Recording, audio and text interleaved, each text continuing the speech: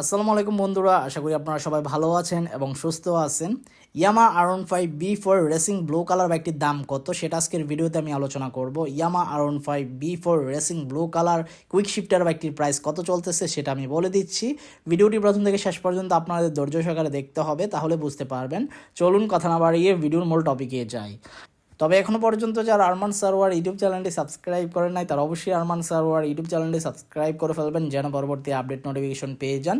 বন্ধুরা, ইয়ামা R15B4 Indonesian version বাইকের price তো অনেক বেশি। যেমন ইন্দোনেশিয়ান বাইকের প্রাইস চলতেছে 6 লক্ষ টাকা আস্কিং প্রাইস, আর ইন্ডিয়ান R15M প্রাইসে চলতেছে 5,55,000 টাকা আস্কিং প্রাইস। তার মানে দুইটা দেশের বাইকের মধ্যে ব্যবধান হচ্ছে আপনার 45,000 টাকা। কত টাকা ব্যবধান?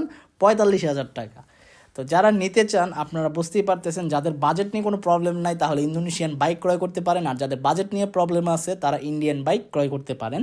এই মুহূর্তে আপনার রেসিং ব্লু কালার বাইকটির প্রাইস চলতেছে 5,55,000 টাকা আস্কিং প্রাইস। তবে আপনারা 5-6টি শোরুম যাচাই বাছাই করে তারপর বাইক ক্রয় করবেন।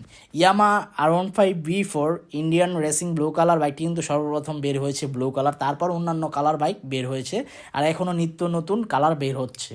তবে বাইক ক্রয় করার আগে অবশ্যই আপনারা 5-6টি শোরুম যাচাই বাছাই করবেন। 5-6টি শোরুম যাচাই বাছাই করে তারপর বাইক ক্রয় করবেন, কেননা 5-6টি শোরুম যাচাই বাছাই করে বাইক ক্রয় করাই উত্তম আমি মনে করি। পাশাপাশি সার্ভিস সেন্টার আছে কিনা সেটাও আপনারা যাচাই বাছাই করতে হবে। ভালো মানের সার্ভিস সেন্টার এবং টেকনিশিয়ান থাকলে আপনার জন্য ভালো এবং আপনি ভালোভাবে সার্ভিস করাতে পারবেন। এজন্য ভালো মানের সার্ভিস সেন্টার থাকাটা খুবই গুরুত্বপূর্ণ একটা সাবজেক্ট। তো এই ছিল ইয়ামা R15B4 রেসিং ব্লু কালার বাইকটি সম্পর্কে আপডেট ইনফরমেশন। পরবর্তী ভিডিওতে কোন ব্র্যান্ডের বাইকের সম্পর্কে কথা বলবো অবশ্যই কমেন্ট বক্সে কমেন্ট করে জানাবেন। দেখা হবে ইনশাল্লাহ পরবর্তী ভিডিওতে। সবাইকে অসংখ্য ধন্যবাদ ভিডিওটি প্রথম থেকে শেষ পর্যন্ত দেখার জন্য এবং আমাকে এভাবে সাপোর্ট করার জন্য। ভবিষ্যতে এভাবে সাপোর্ট করে যাবেন এবং আল্লাহ হাফেজ।